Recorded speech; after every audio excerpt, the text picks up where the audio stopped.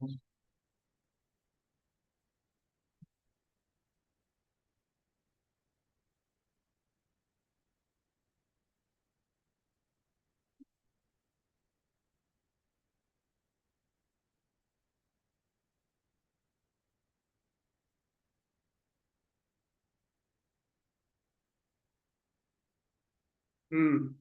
pencils. Just need a pencil, eh? Yeah. We should need to learn. Go on in. Are we early?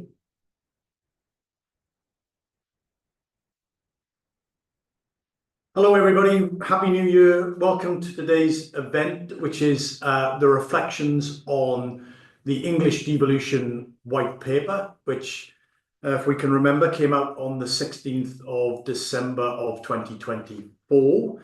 And obviously, we are going to have a bill, an English devolution bill, probably in the first part or first half of 2025. So reflections on the white paper with a view to thinking about what that will end up being like in the bill. I'm joined by my colleagues Anthony Breach and Paul Swinney. We're going to have a bit of a chat about the paper and what we thought about it. We're going to do this in two halves. So the first half, or at least the first part, maybe not half, the first part, we're going to just highlight some of the positives, not all of the positives because we'd be here for too long, in fairness, but what we liked about the white paper, where it's going, some of the things that were stressed in there. And then part two, we're going to raise some of the concerns or some of the outstanding questions that the white paper either raises or doesn't really resolve, both to raise them and try to talk through them, but also to offer some suggestions about how they may be resolved between the white paper and obviously the bill.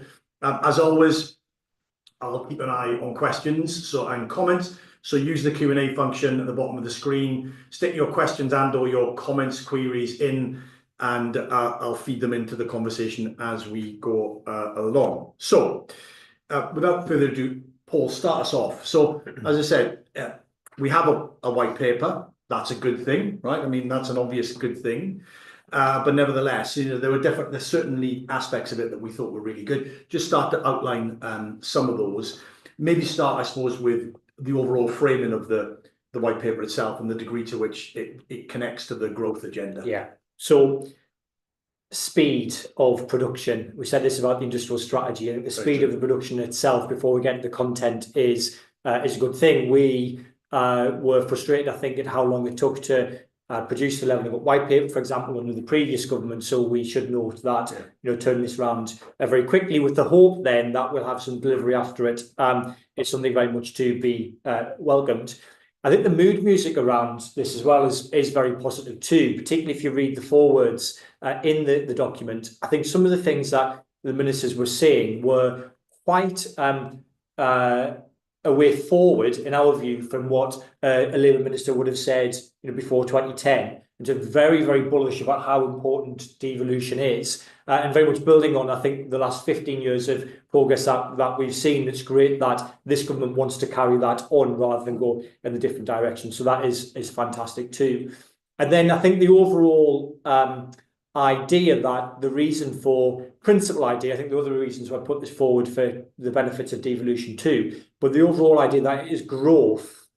That is why they wanted to do this. I think it's something that we would very much welcome as well. I mean, our view for many, many years, the reasons why the Centre has called for greater devolution is that by passing some powers, the appropriate powers, down to the right geographic level, we think we can get better policy making, economic policy making, which will then improve the performance of subnational economies. And by the process of doing that, you then therefore improve the performance of the national economy too. So speed, mood music, positivity around devolution, and that growth element in particular, I think, are really good things. Brilliant.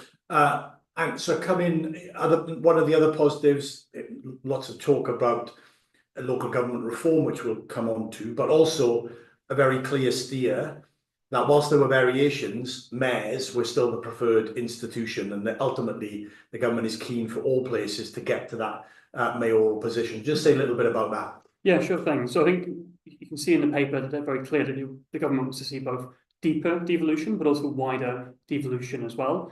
So that we're seeing kind of measures such as in the big cities, kind of expansion of the integrated settlements out to all the metro mayors in the big cities. measures around improving transport, devolution, so making it simpler to do bus franchising, more control of the trains towards Greater Manchester, things like the key routes network. So there's kind of lots of instances in which we're seeing kind of progress on that deeper side, but also on the widening side, we're seeing the government is kind of starting to think about, well, how do we extend devolution to those places that have been left behind by kind of the previous government, that, you know, weren't so keen on devolution what was presented previously. I think part of where this comes from is from the government's political imperative to have a national offer on devolution, to have something to say to voters in every part of the country that they are, you know, they're making progress in devolution, it's delivering benefits. But I think there's also kind of some thinking clearly in the government that having kind of a national system of local government, a national system of devolution, then makes it easier to start thinking about what are the public service reforms, what are some of the other reforms to the state that can be delivered if it's functioning at a national scale. So I'll come back and get you to say a little bit more on the positives in relation to recognition of local government reform. Paul, just adding, I mean, it's worth highlighting in terms of the additionality or additional powers or functions given to the mayors. Integrated settlements is a notable addition, not just in a confirmation for the two, but actually an extension. And we do think that is quite a potentially significant movement over time. Yeah, I think that's the we have a lot of discussion around what should be devolved, but basically I think you want to be in a position where places have got greater control over the money that they can spend, and then you'd also want to get in a position where they actually raise some more of that money too. I think we'll come on more to that latter point later, but that, at least that first piece being in place is a good thing in terms of integrated settlements. I think the widening of that to a larger number of authorities is a good thing. This is something, of course, that West Midlands and Greater Manchester have had promised for a number of years now. So in that respect, it's not actually new for the very vanguard, but it is more new for the other ones. The announcement, I think, was made in the budget, wasn't it? So it came out before the white paper itself, but that doesn't diminish the fact that, you know, they have now got it, and the white paper confirms that. So that is definitely a positive thing. We hope by having this, it allows places to break out of the silos of, well, we've got, you know, X pounds spent on this and Y pounds spent on that, so therefore we're constrained in our choices. Actually, all of a sudden now we can start to make a choice about where the marginal pound goes across a range of policy areas, and that is a good thing. You know, we want to be moving forward. And I think what's on that basis, and I think what's quite interesting is that our understanding is that there were some departments in Whitehall who said, hang on a minute, how come these places are getting are being able to make that choice when we can't make that choice? So I think that shows that I think that is there's demand for it, and we're really pleased that has happened at the Maryland level. Yeah, and I think there's two things to kind of follow from that. One is you're seeing from the government in the white paper, I think, greater acceptance of experimentation and variation in not just outcomes, but also kind of approaches and experimentation between places. But I think also kind of what's important about the integrated settlement is it means that investment in a particular policy area might generate savings in a different policy area, but that's all recouped by the single body that's in charge of the entire pot of money, rather than just shuffling costs from departmental responsibility to responsibility. It's all internalised. Which is why organising these things through place makes more sense. Exactly. Yes, Michael Heseltine's idea of single pots never goes away. Even though, you know, it was an idea he was first espousing back in the days of the 1980s at the very least, and has made various iterations of it since. So it's good to see that we are finally making meaningful progress on that. And one of the other notable additional powers and responsibilities in the white paper was around planning and spatial planning. Interestingly, not many of the mayors had actually asked for this power, which is interesting in itself, and some, at least privately, didn't want this power at all, which is also quite interesting, but just highlights a bit of a dynamic. But just say a little bit about this, you know, why we think that is quite significant, and how it positions the Metro mayors to the London mayor, which is kind of where the government's thinking is at, right? Yeah, sure thing. So the government, London mayor has both kind of statutory duty to create a spatial document for all of Greater London, and the mayor also has powers to call in applications of certain types and make an extra decision upon those. I think it's clearly, the government seems to come from a place where the fragmentation of local government within the big cities and planning responsibilities being done on a borough by borough level makes it very difficult to plan for the overall housing need and of other development needs of a city region. And there's been a lot of both I think fundamentally in terms of the way our system works, it's very discretionary. It makes brownfield development particularly difficult, but also squabbling between local authorities on who takes what need, and how overall national housing targets are actually met within an actual city region. I think this move towards more strategic kind of economic geography scale planning is a move in the right direction and an attempt to solve that. I think what we've seen from kind of the Greater Manchester experience with the current combined authority structure and trying to navigate strategic planning at that scale is you are still going to have a lot of that squabbling, even or perhaps especially in these places which have been a bit more reluctant to take that on. So I think there's going to be an interesting kind of tension to reconcile over this Parliament between the government's ambitions to have universal strategic planning and then also this kind of devolution agenda and this local government reform agenda.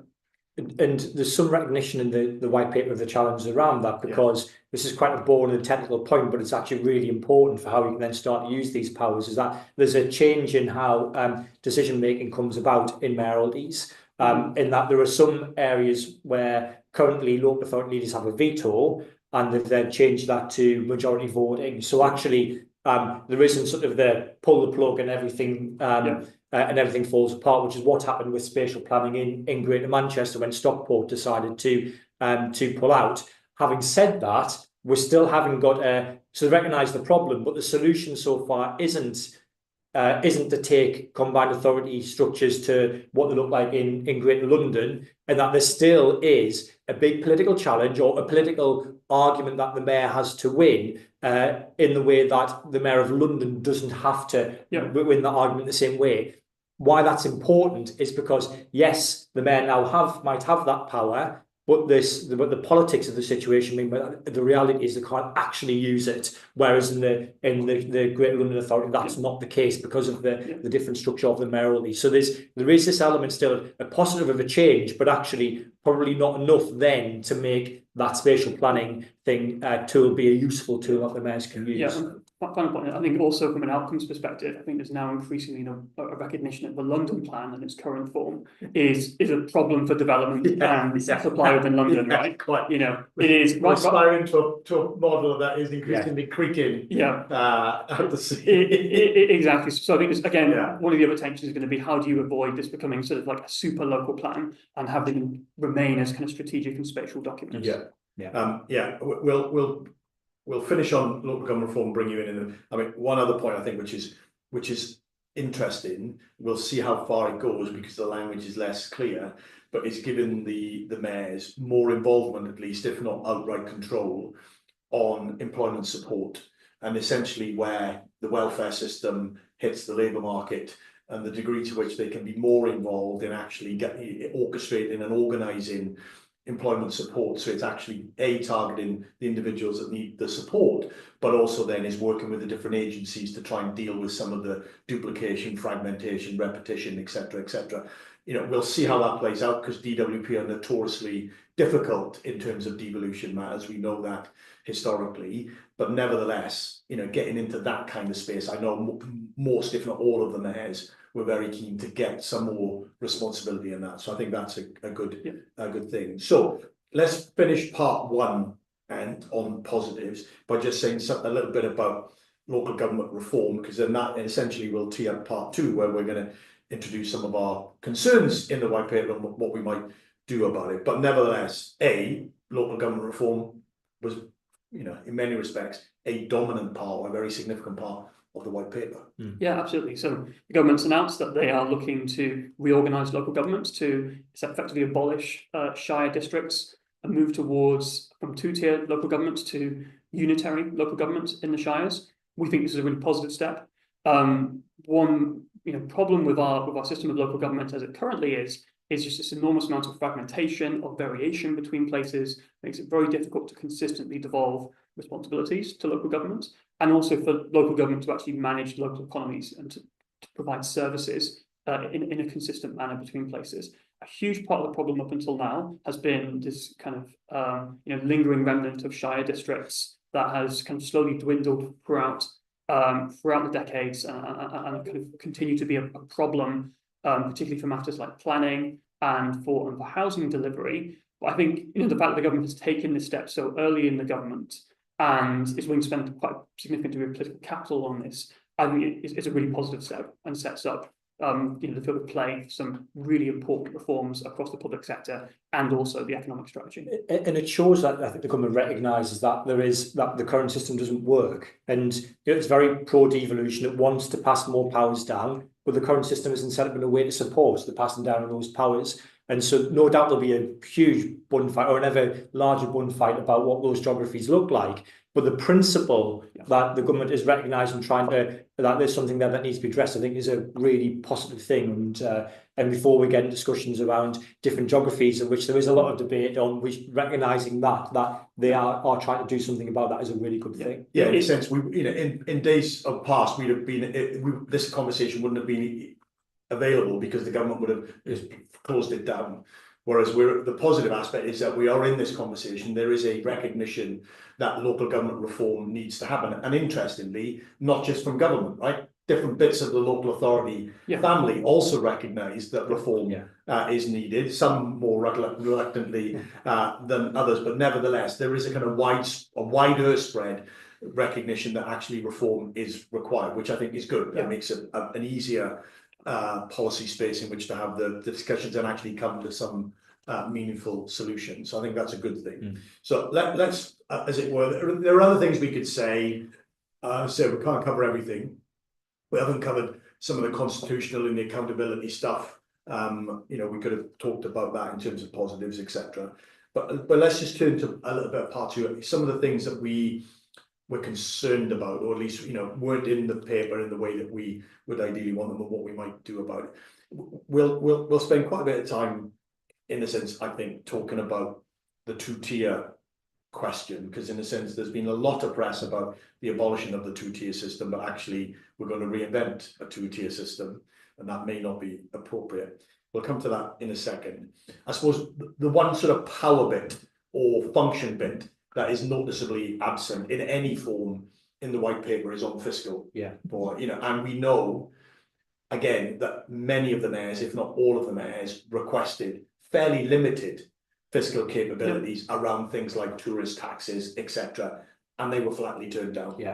So it's kind of that's an interesting missing element of the white paper. It doesn't progress the fiscal aspects of devolution at all. Yes, and perhaps that's not a huge surprise because it is a big ask, but it is definitely, I think, where we should be aiming for ultimately with devolution. If we are going to bring our biggest cities in particular up to the levels of devolution that we see in other developed countries, then we have to devolve a degree of tax raising power.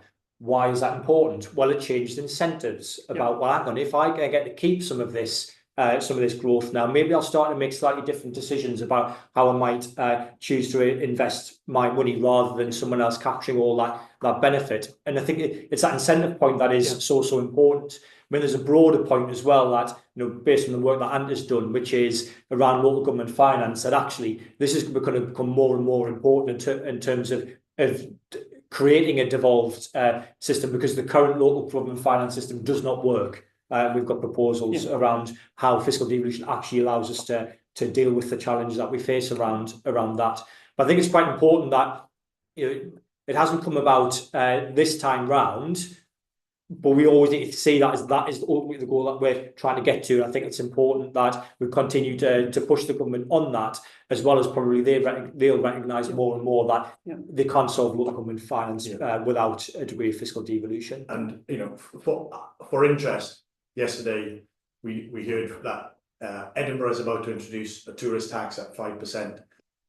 So we'll be in a sense that feels right. It's a sensible thing for them to do. They come to that decision, or at least they're a long ways along on that route. Having our English cities and Welsh cities being able to do something similar doesn't seem to be a fundamental thing when you get into the detail of it, even if from a principal point of view the Treasury will always be cautious on these sorts of things. So that is definitely an area that we continue to push on. I think one of the things in the paper which says every year, I think it's every year, places can come to the government and say we want more powers around X, we want more powers around Y, and the default response should be yes. We're going to test this, I think, on the fiscal. So ministers and politicians and officials at the central government be ready for requests for this as we move forward, I think. And it's certainly, I think, for the vanguard, for West Midlands, for Greater Manchester and for London, I mean, that's really the next big thing. They had the integrated, or certainly German West Mids anyway, had the integrated settlement in place already. That's where they want to go to. And I think we've talked already about some of the interesting policy powers that are going to be passed down, that were announced in the white paper or just before. That's a good thing. But I wouldn't be surprised if Andy Burnham and Richard Parker were maybe a little bit disappointed with the paper in terms of what was in it for them. It was much more of an emphasis about filling in the map rather than continuing to reward those that want to move at the fastest snap. Being able to request these powers on an annual basis might be the way around that. But ultimately, I think it's the fiscal question that they'll be looking to have an answer to, and that's where we need to see more movement. So, just one more thing. I think one important caveat to that, I think it's contained right at the back of the white paper, as the government has said that they're changing the rules around advancing those powers towards combined authorities by just having a single statutory instrument that can affect multiple combined authorities at once. I think that's going to be quite important for the deepening agenda. Now we've got kind of a collection of quite established combined authorities in the big cities. It's now possible to talk about what is the next stage of devolution for a group of big cities, rather than just kind of the absolute trailblazers having to make their case for their special case. Yeah, right. So let's get to this to the reform bit of the white paper. As you said in the part one, then recognition local government reform is needed. That's a good thing. Two, the fact that we need to widen the programme so it includes more of England. And interestingly, we've had some questions about whether we think it should be applied to Scotland and to Wales. The answer is yes, but that's different conversations. Interestingly to see whether the cities, particularly in Wales and in Scotland, begin to agitate even more as they see more stuff happening in England, and particularly some of our England cities. The differential between Glasgow and Greater Manchester is going to get larger over time, and similarly with Cardiff. So hopefully that creates an agitation in their own areas, in their own jurisdictions, to more powers to talk to the Senate or talk to the Scottish government around that. So we're definitely in favour of that. Whether this government will be active on that, I think we wait and see. So local government reform conversation, good. Widening necessary and appropriate. However, I think over to you. However, I think abolishing the two-tier system to then recreate an entirely new two-tier system all over again doesn't seem to me to make much sense. And it really risks the government spending 4 years, which is kind of a considerable amount of time that they've set out, quite in contrast to the pace that they've set themselves for getting these initial documents and the bill in through Parliament. 4 years to end up all the way back at square one, basically. I think the proposed strategic authorities that they imagine, these new metro mayors and the shires, I think the geography questions are going to be incredibly contentious in many parts of the country, and actually risk, by being too large, actually disconnecting local government from economic geography, despite an advance of devolution.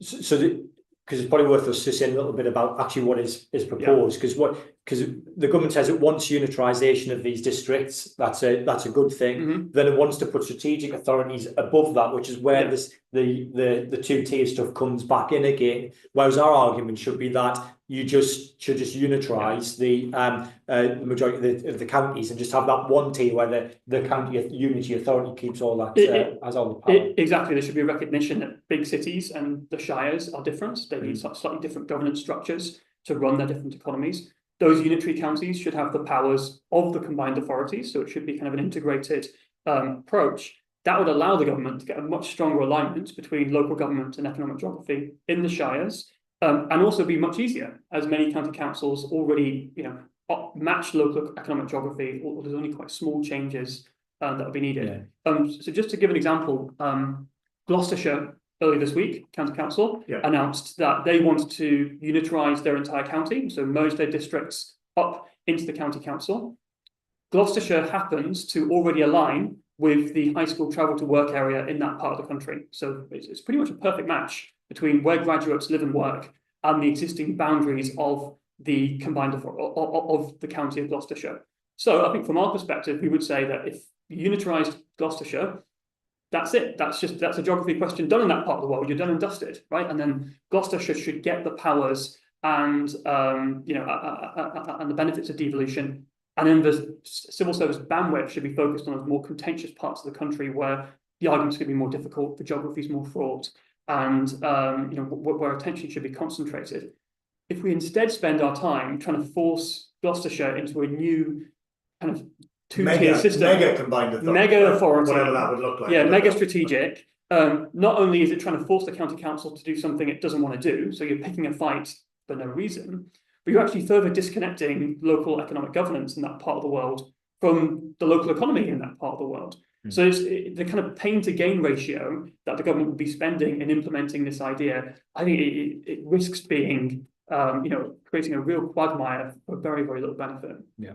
And the distinction there, and the reason why you do have and do need a two-tier system, for example, in our big city regions, is because they are literally big city regions. You know, Manchester, 2.5 million people. You can't have one. Well, you can. You probably shouldn't have one big single authority at 2.5 million. So you do need lower tier authorities and a strategic body that functions and does the things that need that kind of scale. In other places, it's debatable whether you need to do that. And I think that's the important point that we need to express. It's not just introducing combined authorities for the sake of combined authorities, particularly when we're ultimately, goes back to Paul's very first point, the focus in the white paper has been and should be and needs to be around growth. And therefore you have to have a labour market perspective when you think about the institution and how you orchestrate. I mean, that's really key, right? Because the white paper says mayors have been a success, they've proven their track record politically and in policy terms. But a huge part of the success of the mayors is that they match economic geography, right? The leaders of a local economy, they can go out and speak to national governments, to international businesses, that we represent this local economy. If you want to come and invest in this local economy, speak to me. If we end up with structures of mayors or governors that don't represent the local economy, that don't represent the place, then the overall effect of the mayors is going to be at best diluted, right? Or at the very least, we're going to have a lot of variation between those mayors who do represent places and those mayors who kind of represent sort of an amalgamation of different places that have different interests and don't benefit together in the same way. And I think we see the challenge of that already with Cambridge and Peterborough. That has been a challenge in geography.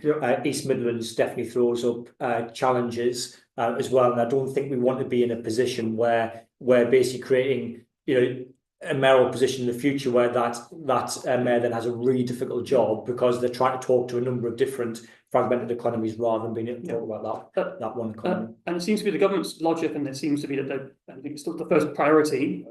Growth is second, the economic geography is second. The first priority in terms of geography seems to be scale. They seem to have this conception that Greater Manchester is a successful place, a successful structure because it's a big structure.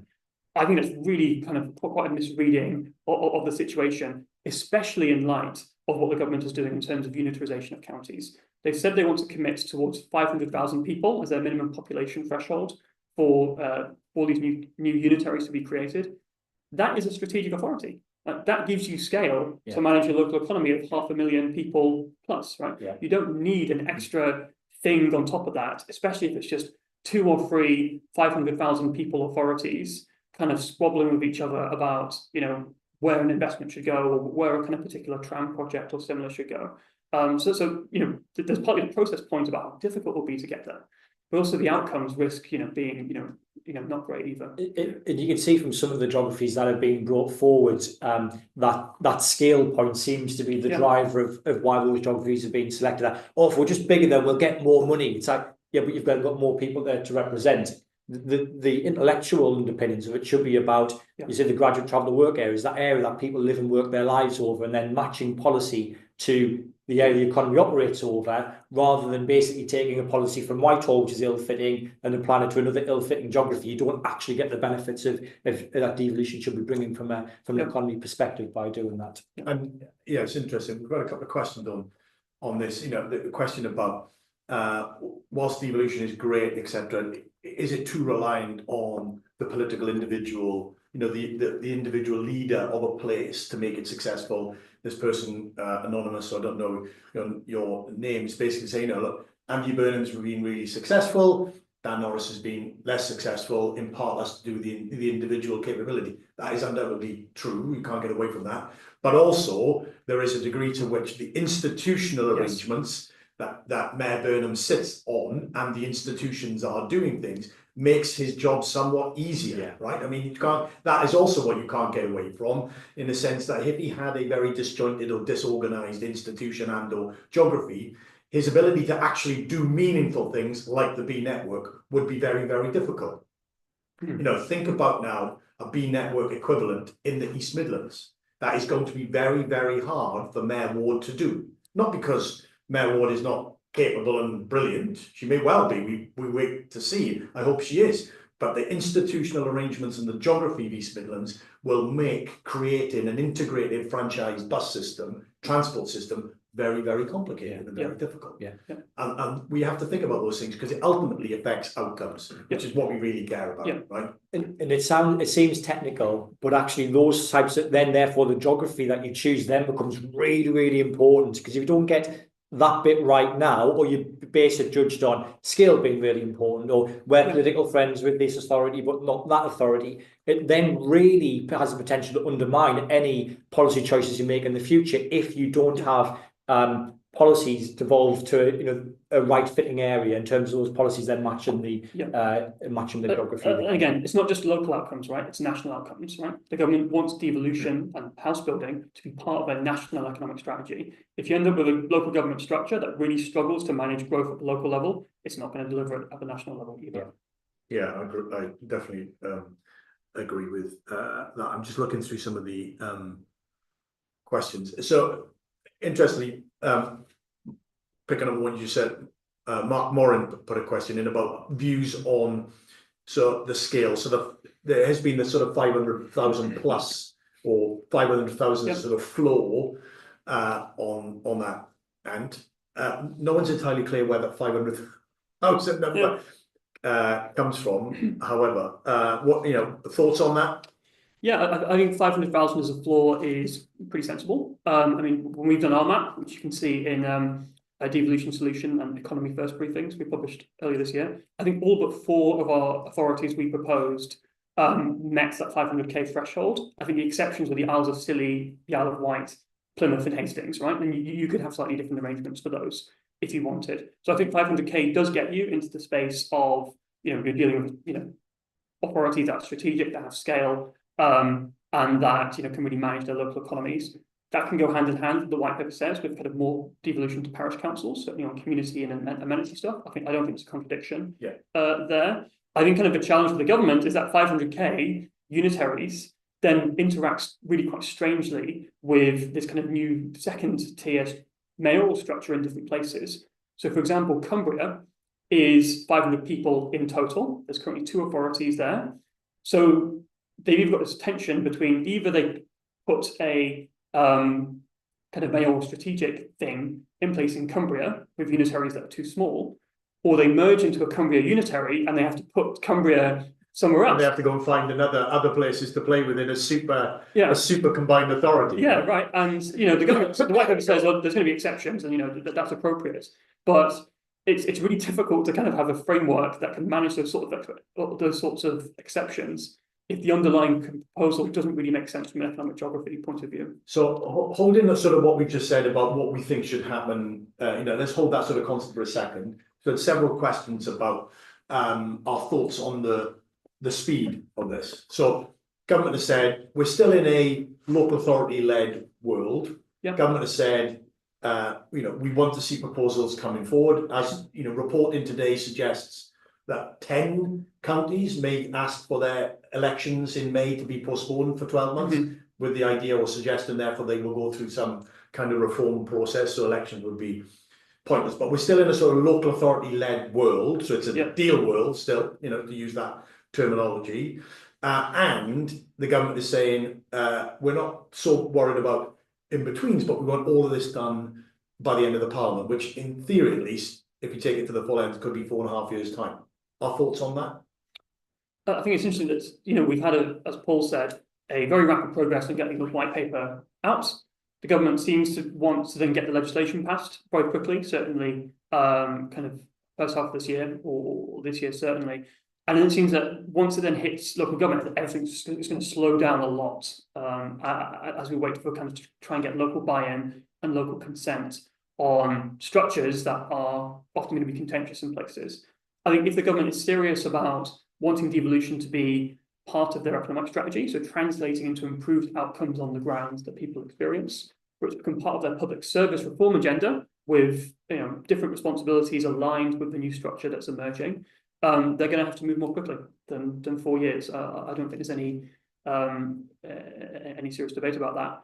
And the way to go as quickly as possible is then to make it as easy, as simple, and as smooth as possible. And I think kind of trying to invent an entirely new tier with entirely new geographies from scratch is not going to be simple, easy, or smooth. And to sort of for the government to be slightly more involved, Yes, with their own version of the map, right? A map. It may not be the map, but they need their version of a map that they bring to the table and say, tell us why this doesn't work fundamentally. Otherwise, the map is what the map is.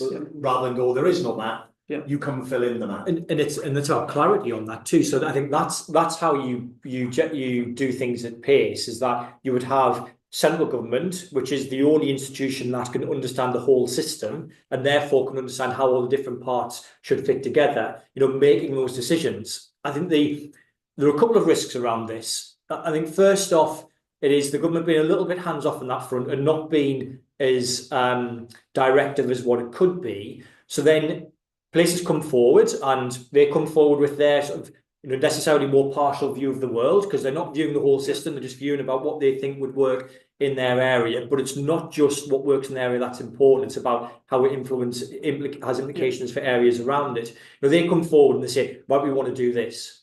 There's a potential risk that because the government is dead keen on speed, that it then goes, oh great, coalition of the willing there, yes, great, we'll go for your geography, and then look, we've got results because we've pushed something through already. But if that geography is not right, and then all of a sudden it then makes delivering of policy more difficult further down the line, it undermines the whole agenda. So in that respect, I think we're in almost the worst possible world in that respect, where the government wants pace, but it isn't willing actually to set out what the geography should look like, so that in order then to reach for pace, it could potentially then start to ask for or accept geographies that may not work very well. Whereas the reality is that if you did want to do this very quickly, what, as you were saying, Andrew, is that the government would say, we understand the whole system, this is what we're trying to achieve.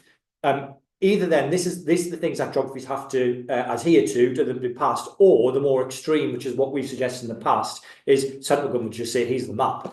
If you've got a real problem with them, come and talk to us. But we're starting from this point in terms of this is the baseline of what we're saying, rather than let's just wait and see to what comes forward.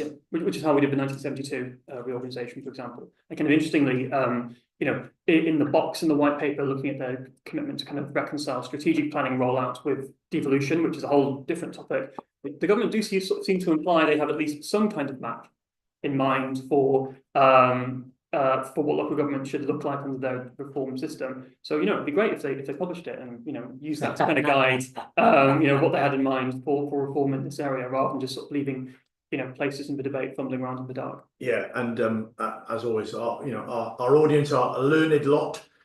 So a couple of them, but Nicola Spencer, first up, I think, well done to you. 500k comes from a paper published in 2020 that looked at sort of sizes of different things. So, but she has some concerns as to whether it's still valid. Love to know what your concerns are, Nicola. If you want to email us on that, or send it into us, we would be happy to engage and be interested genuinely in what you think about the scale question, and not to send you off into another of your much beloved areas, but James Stevens, hello James, he says he's a big fan. Well, no, he didn't say that. He says reorganisation of local government is vital. He's not a big fan of yours. Maybe, but he definitely didn't say that. But he says, I'm fearful that the process could interrupt planning for housing just at the point when we have some serious new planning policies to get a grip on supply. You talked a little bit about that. Speed would be one factor that would help us resolve some of the transitionary implications, costs from moving from one thing to the next. But there will be, there will be implications from moving from one system to the next. You can't get away from that. But just thoughts on on that.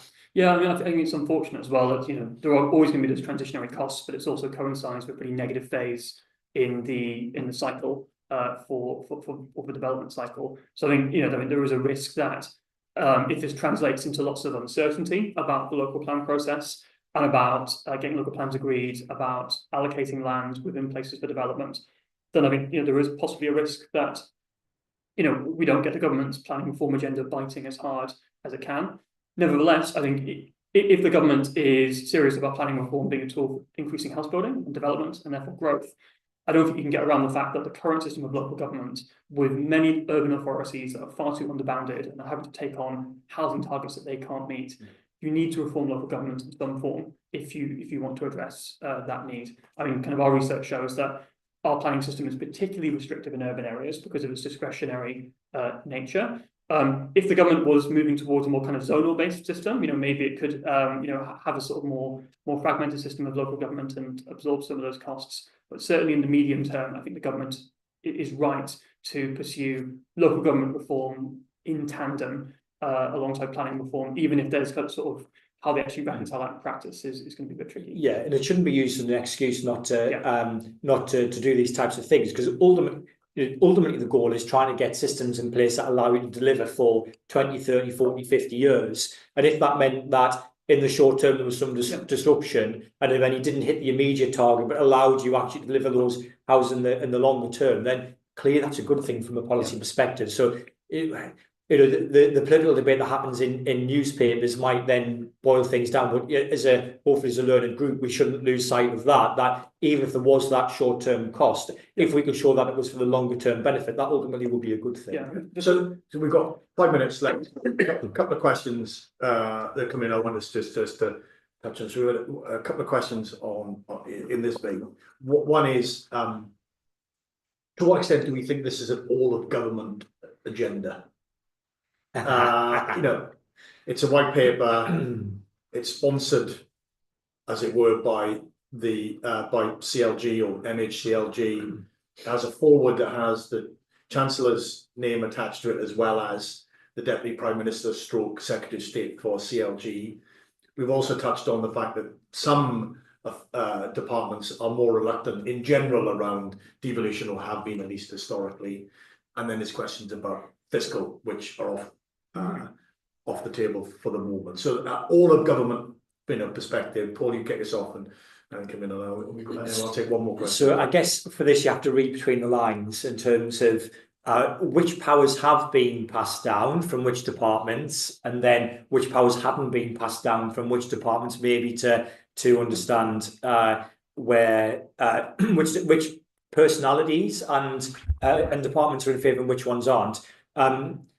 It seems as if there is, unsurprisingly, and it was ever thus, varied appetite for devolution across government departments. And it isn't, even though I think it's not the case that everywhere is mad keen. The important thing is that some of the most powerful people in government are behind this: Prime Minister, Chancellor, Deputy Prime Minister. And that's why I think we'll start to see change, in the same way that when it was the Chancellor, George Osborne, that got behind the devolution agenda, all of a sudden things started to move in a way that they hadn't before. So you're never going to, I think, get 100% buy-in. Yeah. The important thing is who are the people who are bought in, and that's where we'll see progression. But it will mean that there are probably some other ministers and departments that might have to be dragged out a little bit more. Last question, because we've literally run out of time, so we need to finish at 12:45. We had a couple of questions, touches a little bit on what both of you were saying right at the beginning in some respects. Is, are we concerned that bandwidth, and there is always a limited nature of bandwidth. I know we say we can do everything, and it's all fine, but the reality is choices and priorities have to be made because resource and capability is limited, and it needs to be deployed in one place or several places, but not every place. So there's a couple of questions in terms of are we worried that the bandwidth on the widening bit consumes, or at least consumes all of the bandwidth, and therefore the deepening bit, making sure that as we progress through the parliament, that the existing mayors and even the new mayors, but certainly existing mayors, are getting fundamentally more stuff. Are we worried that the prioritisation will be skewed? Yeah, I think we are worried, Andrew. I think particularly given the complexity of the challenge the government is setting itself by creating, these new kind of strategic two-tier structures in the shires. I think there's a very clear political imperative to go wider. I think that, as mentioned earlier, for systemic and for political reasons. But I think part of the case for having kind of a simpler and smoother approach to kind of wider devolution is A, it will mean those places get devolution faster in a less painful way, but also B, it means that you can reallocate some bandwidth to the truly knotty questions, including going deeper in some of the places that really need it. So, for example, it might be the case that if government is consumed by trying to kind of create new mayoral structures in the home counties, right? The extra challenge of taking on something like moving High Peak from Derbyshire into Greater Manchester, that's just a bit too difficult, right? Under a system where it's already trying to put fires out all over the country. Yeah. If it's a case that actually the process, most of the country is going quite smoothly, actually then there's kind of more thorny problems, but that actually really matter to those really important local economies that matter to the national economy.